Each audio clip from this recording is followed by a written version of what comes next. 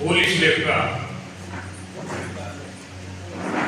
అత్యుత్తరంలో మా పార్టీ కార్యకర్తలు, మా పార్టీ నాయకులు అనవసరంగా అకారణంగా పోలీస్ కేసులు పెట్టడానికి మేము తీవ్రంగా ఖండిస్తున్నాం.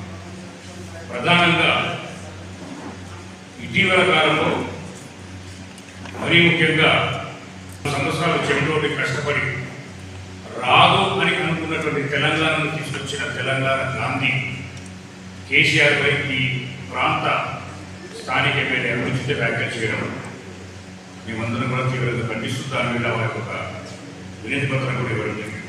అంటే 4-5 రోజుల లోపల ఖచ్చితంగా చర్యలు తీసుకోకపోతే మీరు కాకపోతే మీ మీద డిఐ ఉంటాడు, మీ మీద డీజీపీ ఉంటాడు, డీజీపీ కాకపోతే నేషనల్.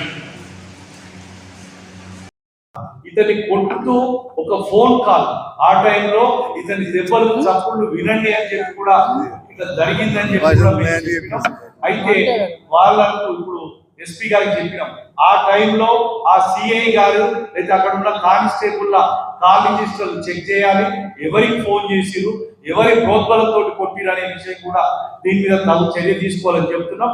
లేకపోతే ఖచ్చితంగా వాళ్లకు ఇంతకుముందు మా శశిధర్ గారు చెప్పినట్టు ఖచ్చితంగా హైదరాబాద్ లో ఉన్న హెచ్ఆర్సీ కావచ్చు, హైకోర్టు కావచ్చు, డీజీపీ గారు కావచ్చు, వాళ్ళందరికీ కూడా మేము తలుపులు తట్టి దీని మీద యాక్షన్. మన మెదక్ ఎమ్మెల్యే మైనంపల్లి రోహిత్ ఏదైతే కేసీఆర్ మీద వ్యాఖ్యలు చేసిరో దాని మీద ఇప్పుడే టీఆర్ఎస్ పార్టీ అధ్యక్షురాలు పద్మాదేవి ఆధ్వర్యంలో అందరూ ముఖ్యంగా కలిసి ఎస్పీ గారికి కాంప్లైంట్ ఇవ్వడం జరిగింది. ఇవాళ మెదక్ నియోజకవర్గం ప్రశాంతంగా ఉన్నటువంటి మెదక్ నియోజకవర్గంలో ఇవాళ పోలీస్ ఏదైతే ఉందరో వాళ్ళు కాంగ్రెస్ కాండవాలు వేసుకొని ఒక కాంగ్రెస్ కార్యకర్తలు లెక్క పనిచేస్తా ఉన్నారు.